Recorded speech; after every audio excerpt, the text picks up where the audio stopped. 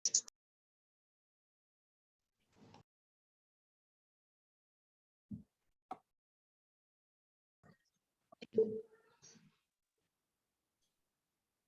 morning. Good morning to all students. सुप्रभात।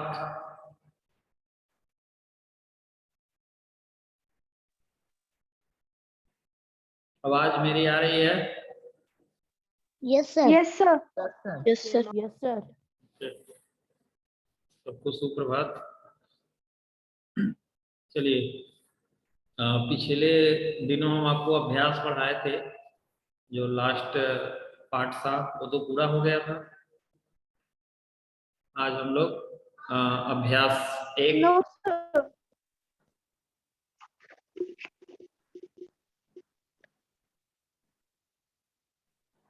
अभ्यास एक सर लेसन 20 का अभी बाकी रह गया था। यस सर, कोई पार्ट बाकी था। Question number 8 sir question number 10। 8, 9, 10। चलिए, अच्छा, उसको हम आप लोग को भेज देंगे, देख लीजिएगा। ठीक है, आज ये वाला अभ्यास हम लोग पढ़ लेते हैं। तो अभ्यास एक,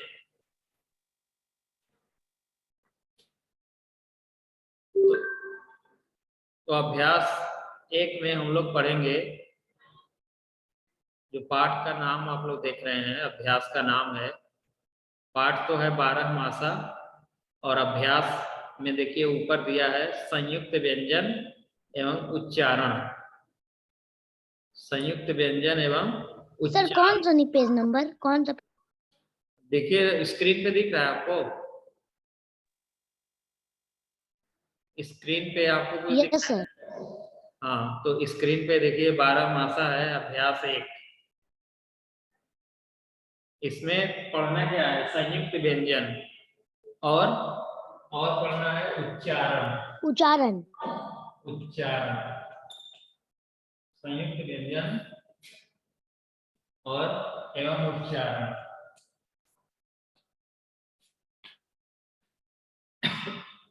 तो संयुक्त व्यंजन, देखिए संयुक्त व्यंजन क्या होता है?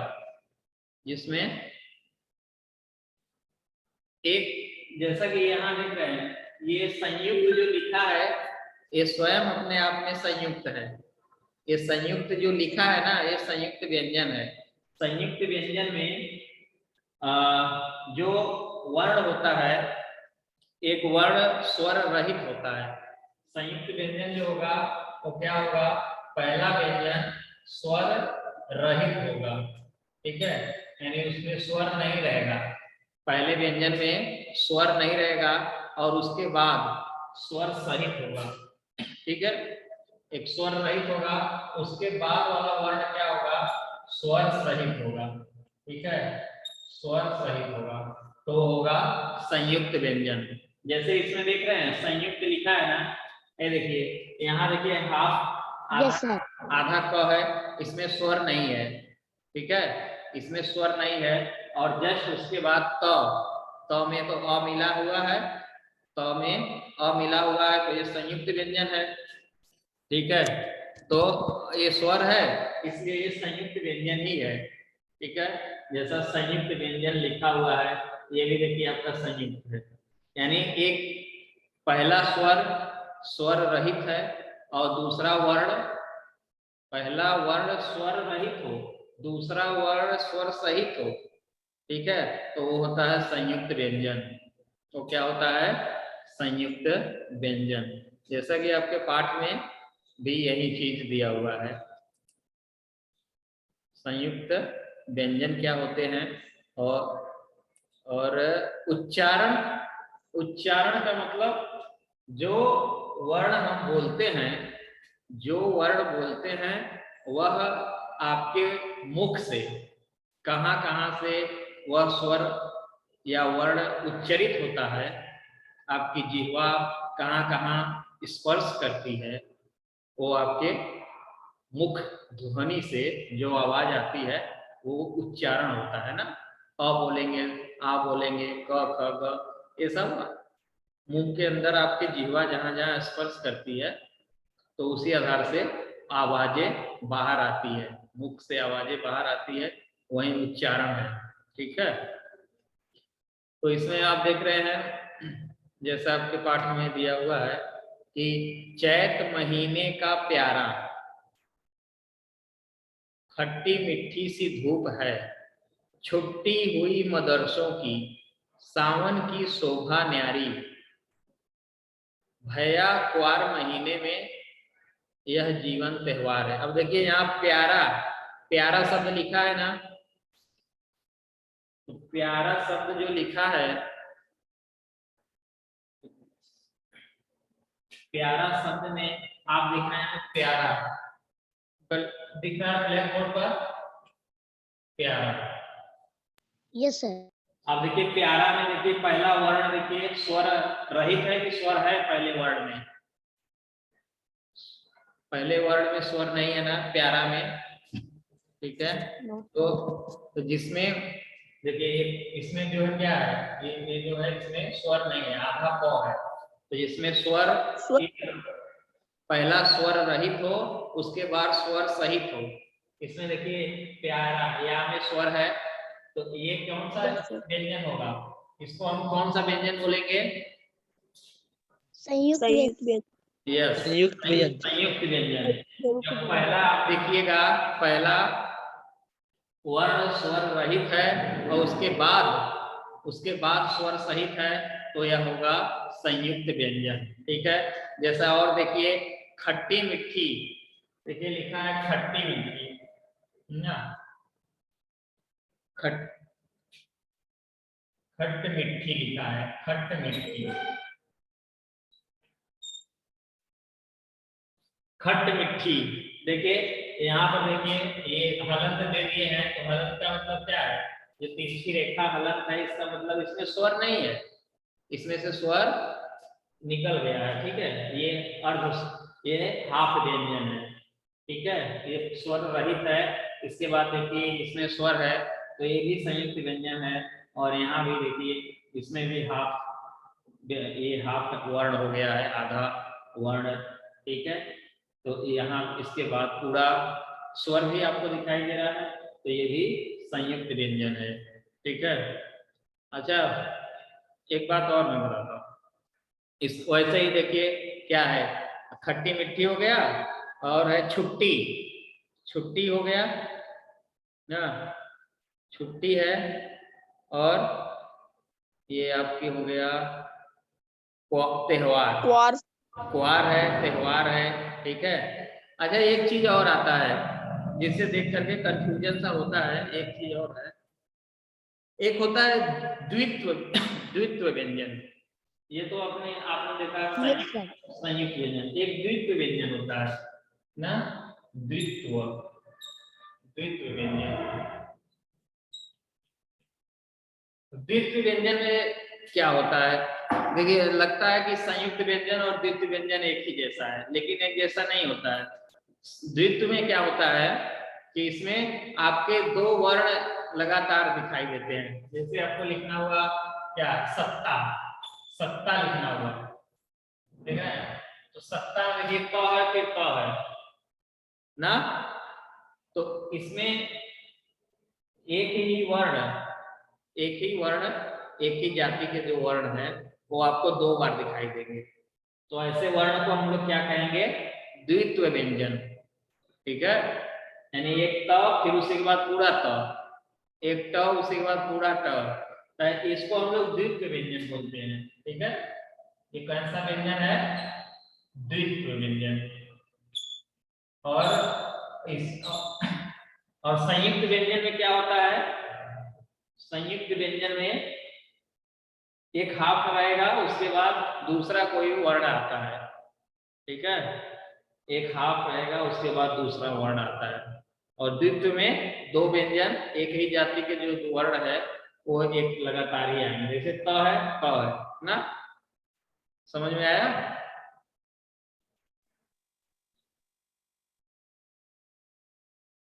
मेरी बात समझ में आ रही है आप लोग को? Yes sir.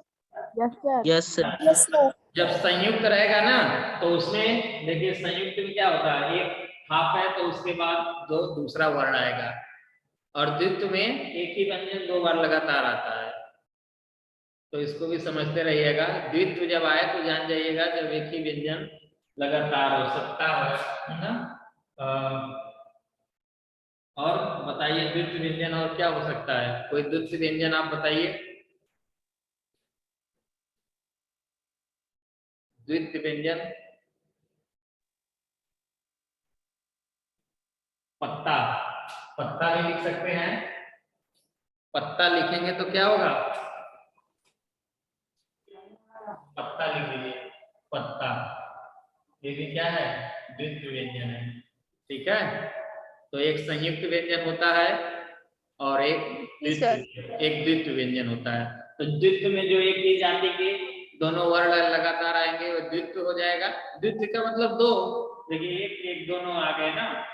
और संयुक्त का मतलब होता है एक हाफ हो, उसके बाद कोई दूसरा व्यंजन ही रहेगा जिसमें स्वर होगा।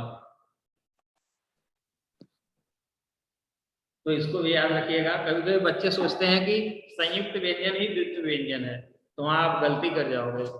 संयुक्त अलग है, द्वित्व अलग है। ठीक है, बहुत कम बच्चे जुड़े हो, बस 16 ही, क्या बात है, 15।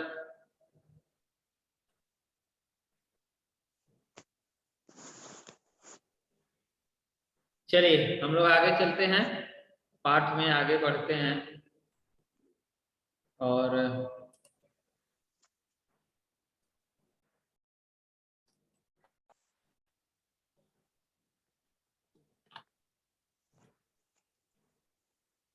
ऊपर दी गई पंक्तियों में से उन शब्दों को छांटकर लिखिए जिनमें कोई भी एक व्यंजन बिना स्वर के हो। ठीक है, तो आसान है, लिख लेंगे ना आप लोग बिना स्वर के। देखिए प्यारा में कोई स्वर नहीं है ना, प्यारा में प बिना स्वर का है, छुट्टी में ट बिना स्वर का है, खट्टी मिट्टी में है ट बिना स्वर का है ना, न्यारी में है, क्वार में है और त्योहार में है। ठीक है, आपको ये चीजें समझ में आ गई ना, संयुक्त व्यंजन। Yes sir. चलिए आगे चलते हैं। देखिए अगला पेज, प्रश्न संख्या 2। प्रश्न संख्या 2 क्या कह रहा है, प्रश्न संख्या 2 कह रहा है कि नीचे दिए गए शब्दों में मोटे काले वर्णों के बारे में बताइए कि उनमें किस स्वर का प्रयोग हुआ है, किस स्वर का प्रयोग हुआ है ना। जैसा आप देख रहे हैं दंश यहाँ दिया है, दंश है, तो दंश में किस स्वर का प्रयोग हुआ है, तो यहाँ देखिए, अच्छा सॉरी देश है, देश लिखा है, यहाँ स्पष्ट नहीं दिख रहा था, देश लिखा है, तो देश में देख रहे हैं द है, द में एक ही मात्रा लगा हुआ है, तो द को अलग कर दीजिए और स्वर को अलग कर दीजिए। वैसे प्रति, प्रति है ना, प्रति में पूछ रहा है कि जो मोटा काला वर्ण है, तो त पूछ रहा है कि इस टी में कौन सा स्वर लगा है, तो यहाँ पे प्र लिख दीजिए और प्लस क्या करेंगे, टी में कौन सा स्वर लगा है, टी में कौन सा स्वर लगा है, तो यहाँ पे आपको क्या करना है, त को अलग करिए, त को अलग करिए, उसके बाद इसमें कौन सा स्वर है, ई है ना, ई स्वर है। ठीक है, यस दिख नहीं रहा ना,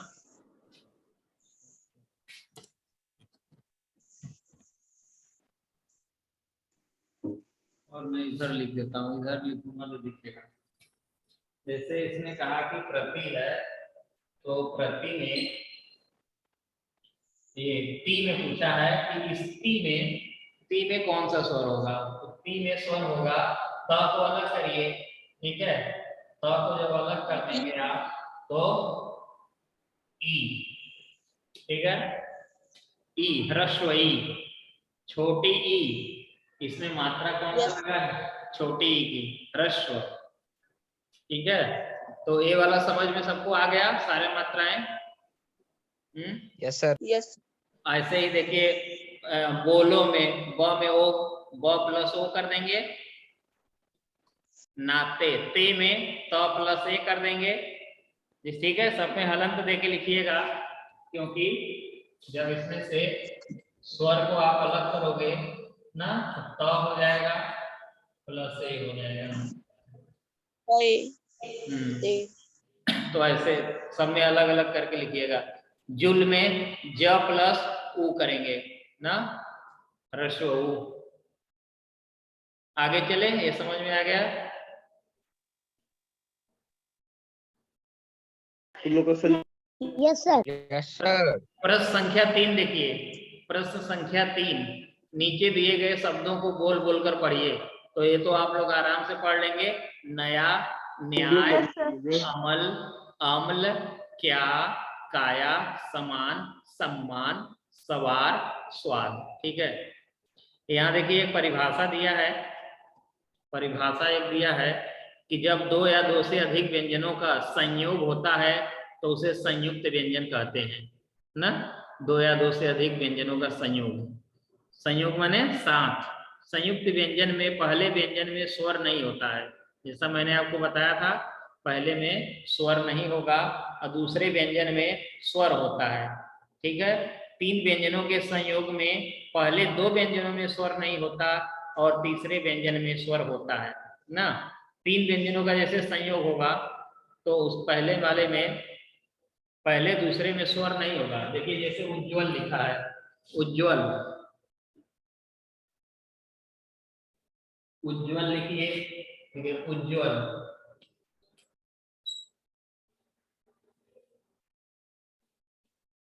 उज्ज्वल में दोनों हाफ ही रहेगा। ठीक है, देखिए अब उज्ज्वल हो गया तो यहाँ पे देखिए, यहाँ पे ये तीन व्यंजनों का संयोग है, यानी देखिए 1 2 3, तीन व्यंजनों का संयोग हो रहा है ना। देखिए पहले में भी स्वर नहीं है, दूसरे में भी स्वर नहीं है, तीसरे में स्वर है।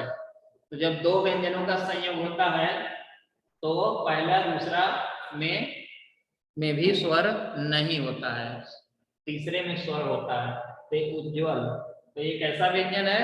संयुक्त व्यंजन है, संयुक्त व्यंजन है। ठीक है, प्रश्न संख्या 4 देखिए, नीचे दिए गए शब्दों को ध्यानपूर्वक पढ़िए, उनमें संयुक्त व्यंजनों के नीचे रेखा खींचिए, साथ ही यह भी बताइए कि इनमें दो व्यंजनों का संयोग है अथवा तीन व्यंजनों का। तो जहां दो व्यंजन का संयोग है कि तीन व्यंजन का, ठीक है, तो जहां आपको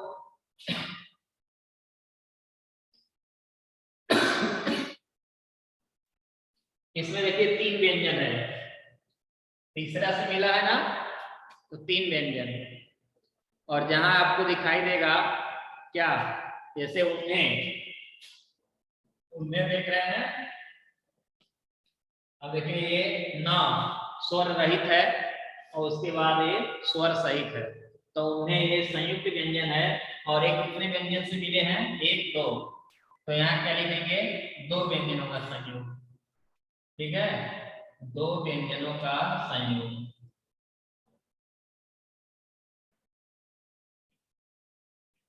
संयोग माने क्या होता है?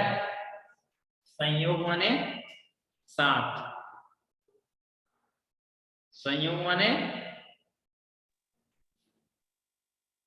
साथ। आवाज सुनाई दे रही है मेरी? Yes, sir. चलिए, तो आप ये चौथा क्वेश्चन कर लेंगे, कोई दिक्कत है? जल्दी से बताइए। सर कर लेंगे। इसमें आपको ऐसा कोई हो जो समझ में ना आ रहा हो? इसमें कह रहा है कि एक व्यंजन का संयोग है कि दो व्यंजन की तीन व्यंजन है कि दो व्यंजन है। ठीक है, अब यहाँ ज्योत्सना में देखिए, ज्योत्सना में ये बीच वाला लीजिए, तो यहाँ भी देखिए 1 2 3 व्यंजनों का संयोग है। ठीक है, तीन व्यंजनों का संयोग। ठीक है, उज्ज्वल में तीन व्यंजनों का करिएगा, ख्याति में 2, नमस्कार में 2, सब में 2 2 है। समझ में आ गया? Yes, sir. जो नहीं समझ में आएगा बोल दीजिएगा आप लोग। चलिए, प्रश्न संख्या 5। अब हम लोग रिवाइज कर रहे हैं, तो बस समझने के लिए ही रिवाइज हो रहा है कि क्या चीजें समझ में नहीं। Yes sir. और जिनका अधूरा होगा वो अपना पेंसिल से भर भी लेंगे। नीचे कुछ संयुक्त व्यंजनों के पुराने और नए दोनों रूप दिए गए हैं। पुराने रूप के अनुसार एक एक उदाहरण भी दिया गया है। आप नए रूप का प्रयोग करते हुए एक एक शब्द और लिखिए। ठीक है, सॉरी। तो पुराना व्यंजन का रूप देख लीजिए। पुराने में पहले ऐसे लिखा जाता था ना, विद्या लिखते हो तो ये द्या ऐसे लगा देते हैं। अब नया रूप में देखिए इस तरह से आ गया है, द और य ना। पहले हम लोग लिखते थे पुराना रूप में, पुराना रूप में हम लोग ऐसे विद्या लिख देते थे, ऐसे कर बना देते थे। तो ये ना, अब इसको हम लोग कैसे लिखते हैं, अब नए रूप में लिखते हैं। इसमें द या मिला हुआ है, तो द को आप हलन कर दीजिए और या लिख दीजिए। ये हो गया नया वाला रूप। अब नया रूप में क्या लिखते हैं हम लोग, उसको हलंत करके लिखते हैं, क्योंकि इस वाले रूप में समझ में नहीं आता है कि कौन सा हाफ व्यंजन है और कौन सा पूरा व्यंजन है ना। छोटे बच्चों को आप बताएंगे तो वो समझ लेगा क्या। जैसे 3 4 को बताओगे तो वो कहेगा कि ये क्या लिखा है, इसमें द या नहीं लिखा है। और जब ये वाला नीचे वाला लिखेंगे तो वो जान जाएगा, वो ये द है, हाफ है और ये य है। ठीक है, तो अब नया रूप ऐसे ही लिखा जाता है, ये पुराना वाला नहीं लिखा जाता है। और देखिए, तो कहा कि विद्या हो गया, उदाहरण हो गया विद्या। अब कह रहा है क्या कि आप नए रूप का प्रयोग करते हुए एक शब्द और लिखिए। बताइए एक नया शब्द क्या होगा।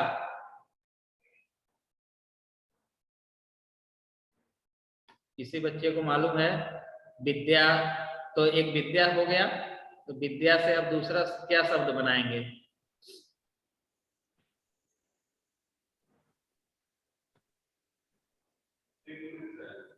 बोलिए, किसी को मालूम है। अभी नहीं है, आ रहा है किसी को। दया जिसमें आए, दया।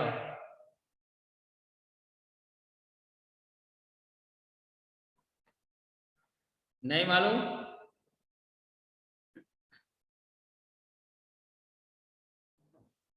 नहीं मालूम। चलिए, अच्छा देखिए, जिसमें दया है, ठीक है, दया वाला रूप। अगर हम देखिए, आप लोग पद्य का नाम सुने हो, पद्य और गद्य कहते हैं, सुने हो। तो सर ऐसे पद्य, पद्य का नाम सुने हैं आप लोग। यस देखिए सर। पद्य है जो कविता, कविता होता है वो पद्य होता है ना। तो ये तो पुराना वाला रूप है। और नया रूप लिखेंगे तो कैसे लिखेंगे, इसमें से द को अलग करेंगे और ये लिखेंगे पद्य। ठीक है, ऐसे पद्य लिख देंगे, गद्य लिख देंगे नया।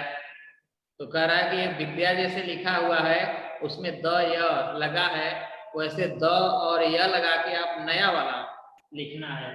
ठीक है, तो नया ऐसे ही लिखेंगे, ये पद्य। ठीक है,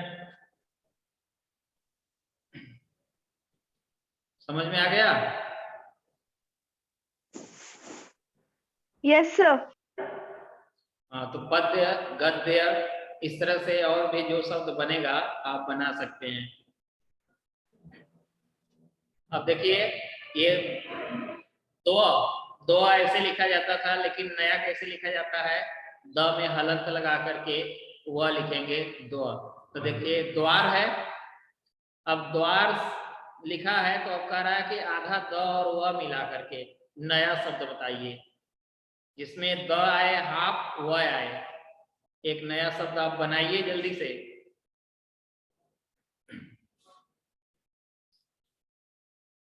जल्दी से बनाइए, देखते कौन बनाता है, जिसमें आधा द हो। सर क्या बनाए। आपको आधा द और वह से एक शब्द बनाना है, जिसमें आधा द आए वह आए, विद्या विद्यालय। जैसे यहाँ देखिए द्वार लिखा है ना, तो ऐसे ही आपको द और वह से बनाना है, जिसमें हाफ द आए वह पूरा आए। बताइए, जल्दी बताइए आप लोग।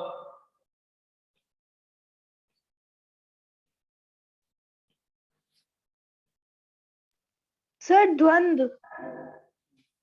द्वंद्व, ठीक है। मैं एक द्वारिका भी यहाँ लिखा हूँ, द्वंद्व भी। तो द्वारिका कैसे लिखोगे? हाफ कर करके नए रूप में लिखना है ना, नए रूप में द्वारिका लिखना है। और द्वंद्व बोले हैं ना आप, द्वंद्व। देखिए द्वंद्व ऐसे है ना, तो इसको नया कैसे लिखेंगे? द्वंद्व, ठीक है, द्वंद्व, ये देखिए द्वंद्व, ठीक है। ऐसे हलंत देकर आपको लिखना है, दिख रहा है? द्वंद्व।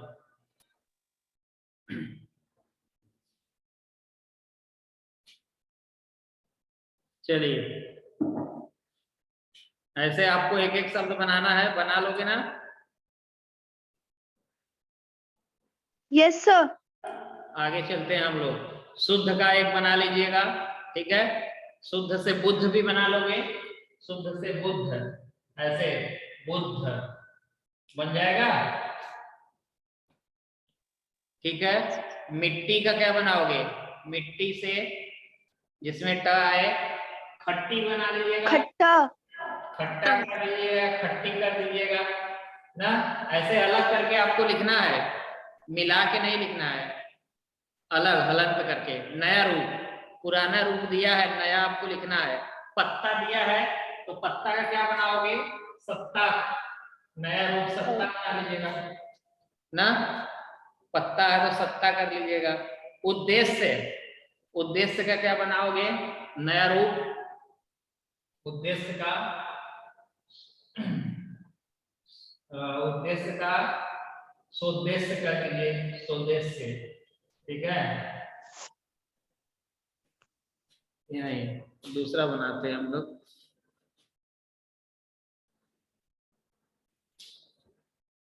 क्या? उद्देश्य, निरुद्देश्य कर लीजिए, निरुद्देश्य।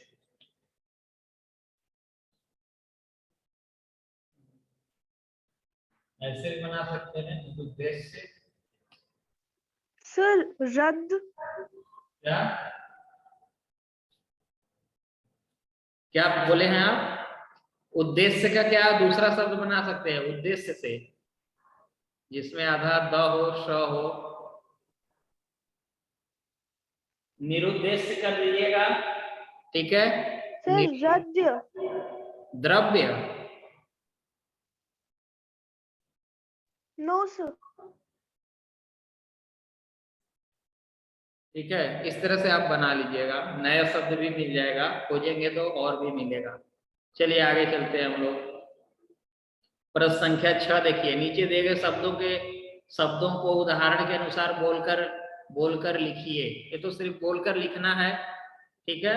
यद्यपि, ठीक है, यद्यपि है, लड्डू है, ब्राह्मण है, ये सब देखिए पुराना रूप में लिखा है, ठीक है। इसको बदल के लिखना है, तो बदल के लिख लोगे ना। यद्यपि को कैसे बदलोगे? यद्यपि है तो आप ऐसे लिखना, यद्यपि लिख लोगे, यद्यपि। Yes sir. और देखिए लड्डू है, लड्डू, लड्डू, सब हलंत देके लिखना है। जितना आपको मिला हुआ, जो आपको हाफ दिख रहा है वो पूरा है, जो व्यंजन आपको लग रहा है कि हाफ है ना, तो वो पूरा है। चिट्ठी, चिट्ठी जैसे है, चिट्ठी देखिए तो चिट्ठी, तो हाफ है, तो पूरा है। ऐसे आपको लिखना है। सभी बच्चे लिख लोगे? Yes sir. आगे यस सर। चलिए, बहुत सरल है। आगे चलते हैं। प्रश्न संख्या 7, नीचे दी गई वर्णमाला को पूरा कीजिए। वर्णमाला किसे कहते हैं? कोई बच्चा बताइए, वर्णमाला किसे कहते हैं? जल्दी बताइए। वर्णों के समूह को वर्णमाला कहते हैं। वेरी गुड, बहुत अच्छा, ठीक है। वर्णों के सार्थक समूह को वर्णमाला कहते हैं। समूह कैसा होना चाहिए? सार्थक होना चाहिए, ठीक है। उसका कोई अर्थ होना चाहिए, इधर उधर नहीं। तो वर्णों के सार्थक समूह को वर्णमाला कहते हैं ना। जैसे आप लिखते हो क ख ग घ ङ छ छ ज झ ञ, तो ये सब क्या है, वर्णमाला है। ठीक है, तो वर्णमाला का देखिए यहाँ दिया है क वर्ग। क वर्ग, क वर्ग जब भी आप नाम लोगे तो उसमें जितने वर्ग क ख ग घ है ना वो पूरा आ जाएगा, क ख ग घ से लेके अंगा तक आएगा। ठीक है, और च वर्ग में च छ ज झ ञ, ट वर्ग में ट ठ ड ढ ड़, और त वर्ग में त थ द ध न, प वर्ग में प फ ब भ म। तो देखिए पहला वर्ण, दूसरा वर्ण, तीसरा वर्ण, चौथा वर्ण, पांचवा वर्ण, 5 वर्ण आते हैं। ठीक है, प्रत्येक वर्ग में कितने वर्ण आते हैं, 5। प्रत्येक वर्ग में 5 वर्ण आते हैं। 5। हाँ, तो देखिए 5 वर्ग है तो 25 वर्ण हो गए। 25 वर्ण को स्पर्श व्यंजन भी कहते हैं। इसको 25 स्पर्श व्यंजन कहते हैं। इसमें देखिए अब पहले अब कह रहा है कि अब अपनी हथेली को पलट कर उल्टा कीजिए ना, ऐसे उल्टा कर लेंगे हथेली को पलट के, है ना, ऐसे करके, और मुंह के पास ले जाइए। अब ऊपर लिखी हुई वर्णमाला को, वर्ण को क्रम में से बोलिए, महसूस कीजिए और लिखिए कि प्रत्येक वर्ण के किन वर्णों को बोलते समय हवा कम निकलती है और किन वर्णों को बोलते समय हवा अपेक्षाकृत अधिक निकलती है। ठीक है, तो इस तरह आपको बोल बोल के लिखना है। तो क बोलोगे तो क में तो हवा कम निकलती है क, लेकिन ख बोलो ख, ख में देखिए हवा ज्यादा निकल रही है ना। तो यानी वर्ग का जो है दूसरा और चौथा, दूसरा चौथा में हवा ज्यादा निकलती है। ख और घ में, ख और घ में हवा ज्यादा निकलेगी। ठीक है, और सब में कम। तो आपको क्या लिखना है, ख में अधिक हवा, घ में अधिक हवा। ठीक है, वैसे ही दूसरे वर्ग में आइए, छ में अधिक, झ में अधिक ना। सब वर्ग का दूसरा चौथा में अधिक कर दीजिएगा और सब में, और बाकी 3 में कम। समझ में आया बात? वर्ग का दूसरा चौथा में अधिक लिखिएगा और जितना बाकी बचा सब में कम लिख दीजिएगा। बोल के आप स्वयं देख लीजिए। ख बोलेंगे ख अधिक हवा, घ अधिक हवा, घर्षण भी हो रहा है ना बोलने में। वैसे ही ट वर्ग में ठ और ढ में अधिक, यानी प्रत्येक वर्ग का दूसरा चौथा में अधिक कर दीजिएगा।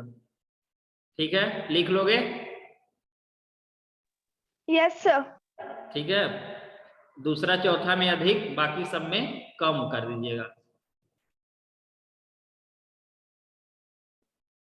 चलिए आगे है, कौन सा नंबर था जी, ये हो गया ना, प्रश्न संख्या 8। अपने अनुभव के आधार पर रिक्त स्थान की पूर्ति कीजिए। अभी आपको क्या अनुभव हुआ, क्या सीखे, रिक्त स्थान को बताना है। प्रत्येक वर्ग के पहले, तीसरे और 5वें वर्ण के उच्चारण में हवा कम हवा निकलती है। ठीक है ना, मैंने अभी बताया ना कि पहला, तीसरा, चौथा, 5वां में कम हवा और दूसरे चौथे वर्ण में के उच्चारण में हवा अधिक निकलती है। देखिए यहाँ वही जो आप पीछे पढ़े यहाँ पूछा है। ठीक है, तो अब देखिए यहाँ दिया है कि जिन व्यंजनों के उच्चारण में हवा कम मात्रा में निकलती है उन्हें अल्प प्राण कहते हैं। तो क बताइए, अल्प प्राण है कि महाप्राण?